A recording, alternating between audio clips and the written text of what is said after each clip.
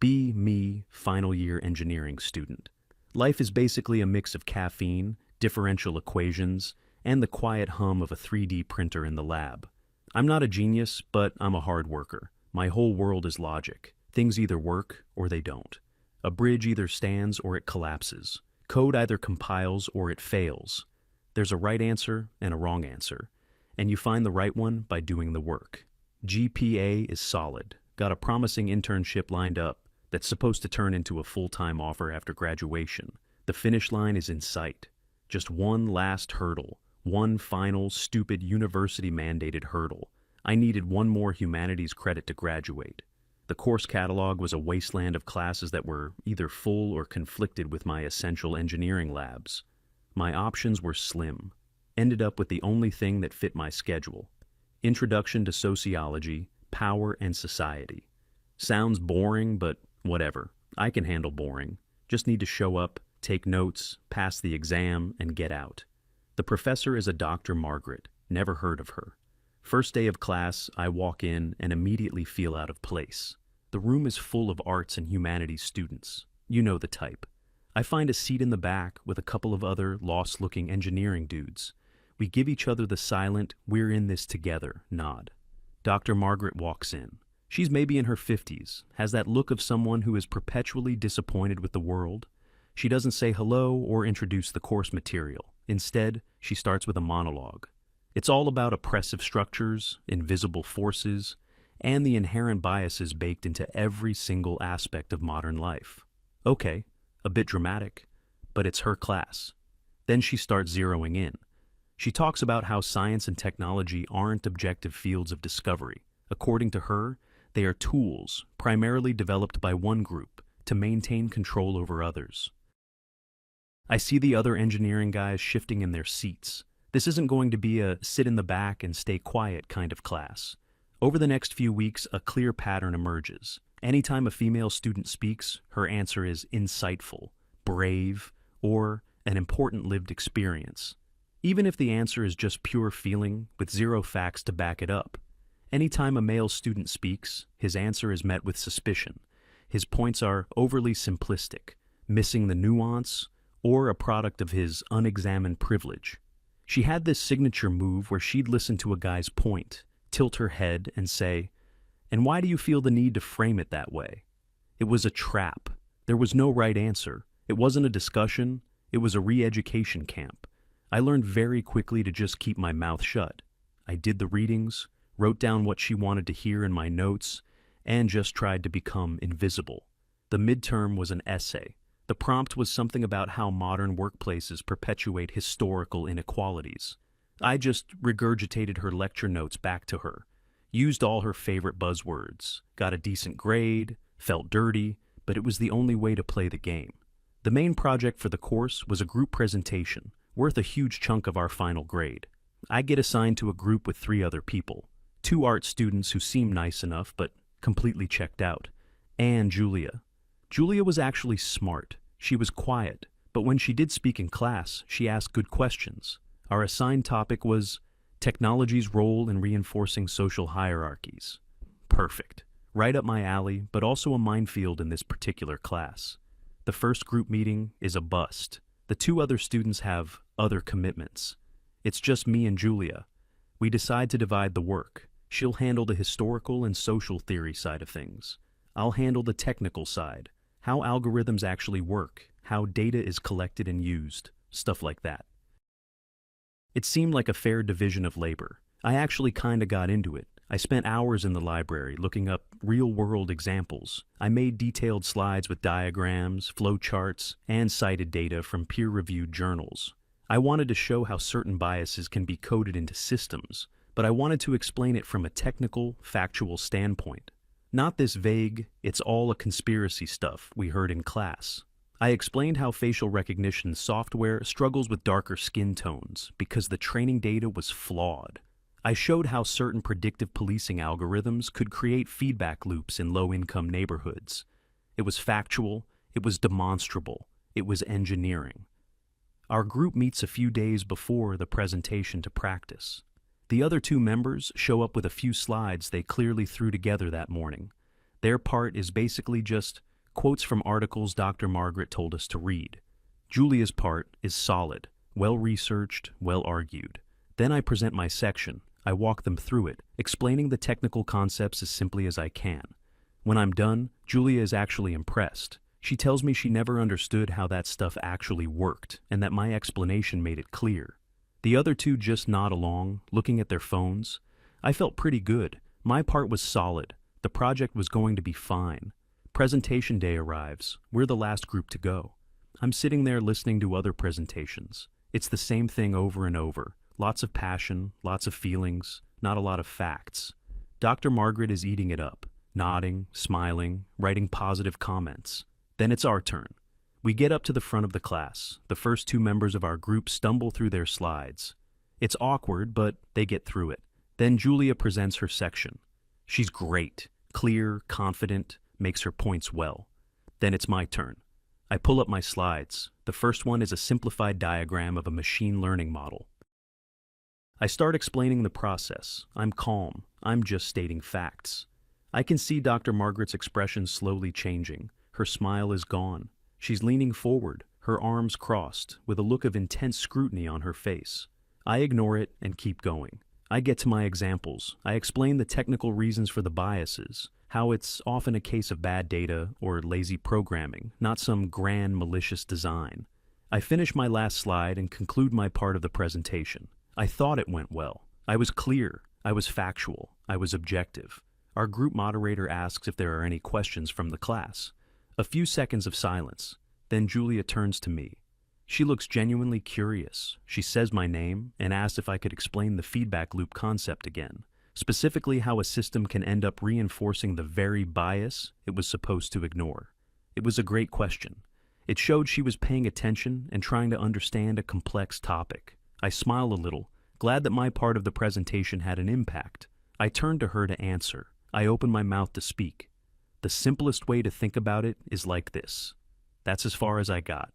That's enough, Dash. Dr. Margaret's voice cut through the room like ice. Everyone freezes. I turn to look at her. She is staring at me, and she is not happy. She has this smug, triumphant look on her face, like she just caught me red-handed. I think we've all seen enough, she says to the class, but her eyes are locked on me. The room is dead silent. You could hear a pin drop. Julia is a perfectly capable student who asked a thoughtful question to the group, she continues, her voice dripping with condescension. She did not, however, ask for you to patronize her with a simplistic explanation. Your immediate impulse to jump in and over-explain a concept to your female colleague is a textbook example of toxic masculinity. I am just standing there, completely stunned. I can't even process what's happening. I look at Julia. Her face is bright red. She looks horrified. She starts to say something like, "No, I actually wanted to know." But Dr. Margaret cuts her off with a sharp wave of her hand. "There's no need to defend him, Julia. It's a conditioned response. He probably doesn't even realize he's doing it." She turns her glare back to me. This performance was a perfect demonstration of the very power structures we've been discussing all semester. An attempt to assert dominance and intellectual superiority in a space that is supposed to be collaborative. I finally find my voice. It comes out as a weak croak. I was just answering her question. "No," she snaps. "You were mansplaining, and for that, your group will receive a failing grade for this project. And that, Mr. Dash, will be your final grade for this course." The words hang in the air. Fail. A failing grade. My mind is racing. A fail on my transcript, my GPA, the job offer. It all flashes before my eyes. This can't be real. This is a nightmare. The bell rings, signaling the end of class. It's the loudest sound I've ever heard. Students are grabbing their bags, avoiding eye contact with me, desperate to get out of the room. I'm still standing at the front, frozen. Dr. Margaret is calmly packing her briefcase, acting like she didn't just detonate a bomb in the middle of my life. Julia rushes up to me as people are filing out. She's almost in tears. She keeps apologizing, saying she didn't mean for this to happen, that she really just wanted to understand my point. I tell her it's not her fault. It's not. She did nothing wrong. She looks devastated and hurries out of the room. I wait until everyone is gone. It's just me and Dr. Margaret. I walk up to her desk. My heart is pounding. I'm trying to stay calm and rational. Dr. Margaret, I think there has been a serious misunderstanding. She doesn't even look up from her briefcase. There is no misunderstanding. I was perfectly clear. I try again. I was just trying to be helpful. The question was directed at me, and I was providing an answer based on my expertise in the subject. That's not mansplaining. She finally looks at me. Her eyes are cold. Your expertise is precisely the problem. You came into my classroom with the assumption that your technical knowledge makes you superior to the sociological perspectives we are studying. You have shown a fundamental disrespect for this discipline all semester by remaining silent, and then chose this moment to perform your authority. The lesson here is not about algorithms dash, it's about humility, a lesson you have clearly failed to learn. I can't believe what I'm hearing. She's twisting everything. My silence was me trying to survive her class, not disrespect it. My answer was me contributing, not performing authority. This is going to ruin my GPA, I say, my voice shaking a little. It could affect my job offer. She snaps her briefcase shut. Perhaps you should have considered that before you decided to publicly undermine a female peer. The real world has consequences. My decision is final. She walks past me and out of the classroom without another word. I just stand there in the empty room. The reality of the situation crashes down on me. I'm screwed. I spent the rest of the day in a fog. I couldn't focus on anything. The injustice of it all was eating me alive. I didn't do anything wrong. I was punished for being competent, for answering a question. The next morning, I made an appointment to see the dean of the humanities department. I had to appeal this. This was insane. I get to his office. The dean is one of those guys who has a carefully cultivated, friendly academic vibe. He offers me a seat, listens patiently while I explain the entire situation. I lay it all out. The professor's clear bias throughout the semester, the details of the presentation, Julia's question, the mansplaining accusation, and the instant fail. I tried to be as objective as possible. When I'm finished, he leans back in his chair and steeples his fingers. He has a look of deep, practiced concern on his face. I understand your frustration, I really do, he begins. The classic bureaucratic non-apology. However, Dr. Margaret is a tenured professor with a long and distinguished career. She has complete academic freedom in her classroom. I push back. Academic freedom doesn't give her the right to fail a student based on a personal grudge or a political ideology. Mansplaining is a recognized concept in modern sociology, he says smoothly. Dr. Margaret was making a pedagogical judgment based on her expertise. It's her word against yours, and frankly, she is the expert here. I feel my anger rising. Can you at least talk to Julia? She was there. She'll tell you she genuinely wanted an answer. The dean shakes his head slowly. Putting a student in a position to testify against her professor is not something we do. It would create a very uncomfortable and contentious environment. We have to consider the potential for backlash. Backlash. That's what this was about. They were afraid of her, afraid of the optics. A male engineering student accusing a female sociology professor of bias? I already knew how that story would be spun on the campus blogs. The dean continues. My official recommendation is for you to accept the grade and retake the course in the summer. It's an unfortunate situation, but escalating it will only create a much larger problem for you and for the university. A larger problem for the university. There it was. This wasn't about right and wrong. It was about damage control. I was the damage. I stood up, my fists clenched at my sides. So that's it? I just have to accept this? This is completely unfair. Life is often unfair, the dean says, giving me a sad little smile that doesn't reach his eyes. Sometimes the wisest course of action is to choose your battles. I walked out of his office without saying another word. He was right.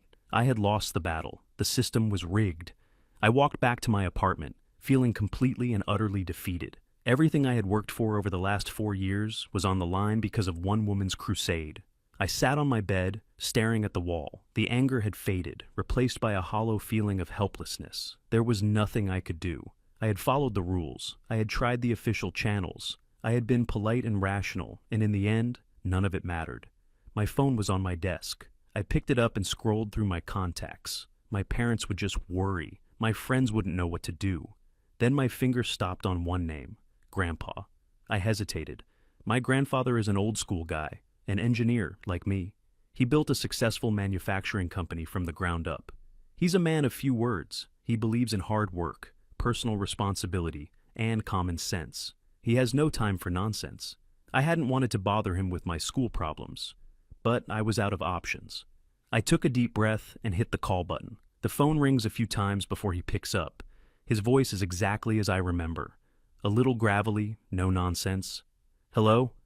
Hey, Grandpa, it's Dash. There's a slight pause. He's probably surprised I'm calling on a weekday afternoon. Everything all right, son? And right there, my carefully constructed wall of calm just crumbles. I try to keep my voice steady, but it's no use. I just start talking. The words pour out of me. I explain the whole semester. Dr. Margaret's attitude, the impossible-to-win discussions, my strategy of just staying quiet to get through it. I tell him about the group project, how I did the research, how I focused only on the facts and the technical data.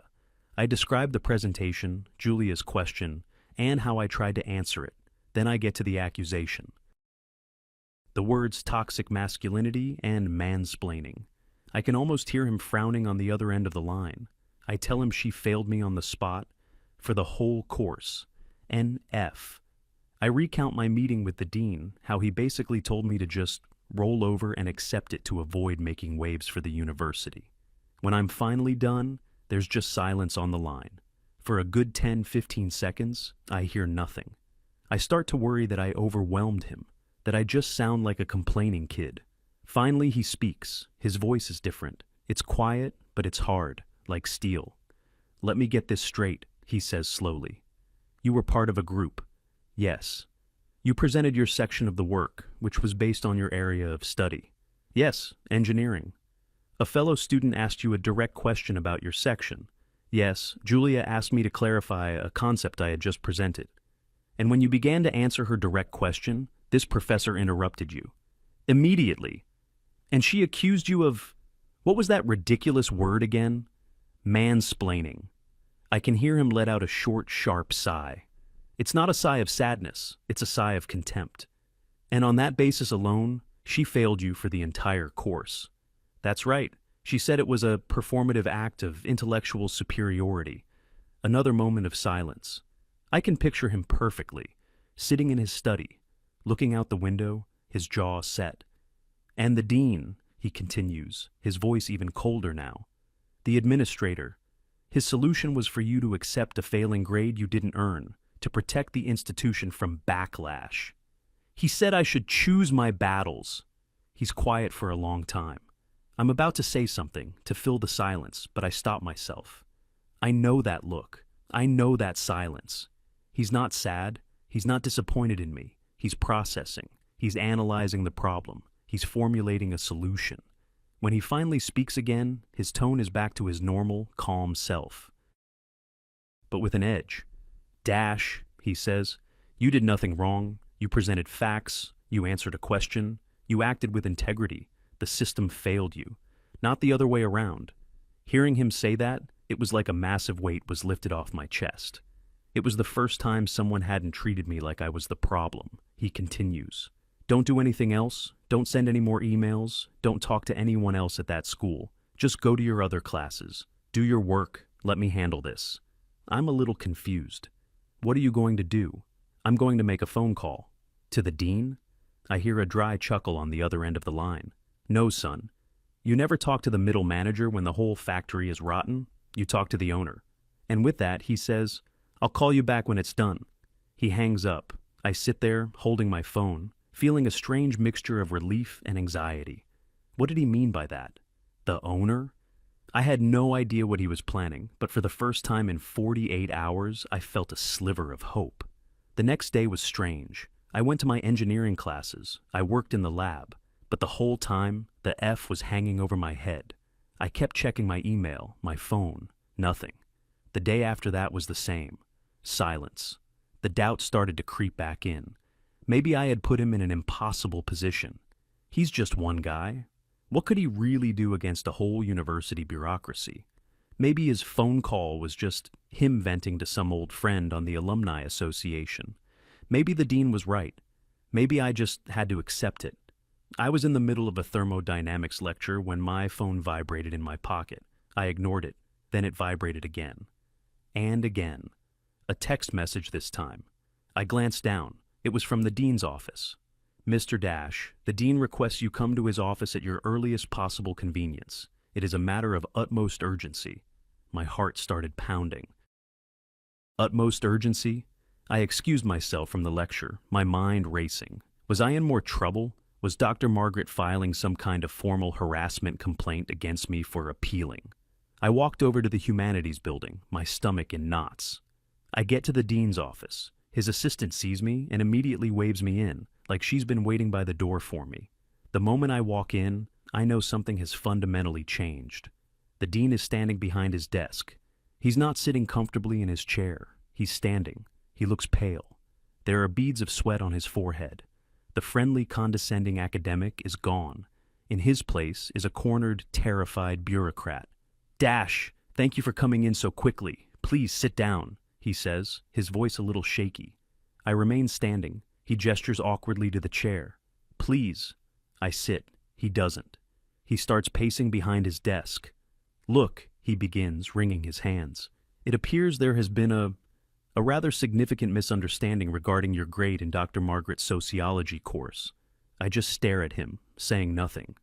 After a more thorough review of the situation, he continues, avoiding my eyes, "we've come to realize that the grading assessment for your final project was, well, it was not conducted in accordance with the university's standards of fairness and objectivity." My eyebrows go up. "Really, what changed?" He flinches at my direct tone. "It was a clerical error," he says quickly. "A simple but profound clerical error. Dr. Margaret, she has a very unique pedagogical style. Sometimes her methods can be misinterpreted. He's practically babbling. The point is, we've reviewed your contribution to the project, your slides, your research. It was excellent work, truly impressive. The university has decided to override Dr. Margaret's assessment." He stops pacing and looks at me, trying to force a smile. "Your final grade for the course has been changed to an A." "Congratulations." I just sit there, an A, just like that. The relief I expected to feel isn't there. Instead, it's being replaced by a cold, clarifying anger. 2 days ago, this man told me life was unfair and I should just deal with it. Now he's congratulating me. I know this wasn't his decision. He was ordered to do this. "What about Dr. Margaret?" I ask. The dean's face tightens. "Dr. Margaret will be taking part in some professional development workshops. We are all lifelong learners after all." It's a pathetic see-through lie. He clears his throat. "On another note," he says, trying to sound casual, Have you by any chance spoken with your grandfather lately?" And there it is. The reason for all of this. I look him straight in the eye. "Why do you ask?" He starts sweating again. No reason at all. He is a very distinguished alumnus, a pillar of the community. The university holds him in the absolute highest regard. We were just hoping, well, President Miller was hoping, that perhaps your grandfather might be open to a follow-up conversation to ensure this whole misunderstanding has been fully resolved to his satisfaction. President Miller, the university president. My grandpa didn't call a middle manager. He called the owner. A slow smile spreads across my face. I can't help it. The dean sees my smile and seems to take it as a good sign. "Excellent," he says, his relief palpable. "I will let the president know. Thank you again for your understanding in this matter, Dash." I stand up. "I didn't misunderstand anything," I say, my voice steady. "I understood the situation perfectly then, and I understand it perfectly now." I turn and walk out of his office, leaving him standing there in his own sweat. I walk out of the building and into the sunshine. It's over. I won. But it wasn't me who won. It was my grandpa. I pull out my phone and check my student portal. I scroll down to the sociology course.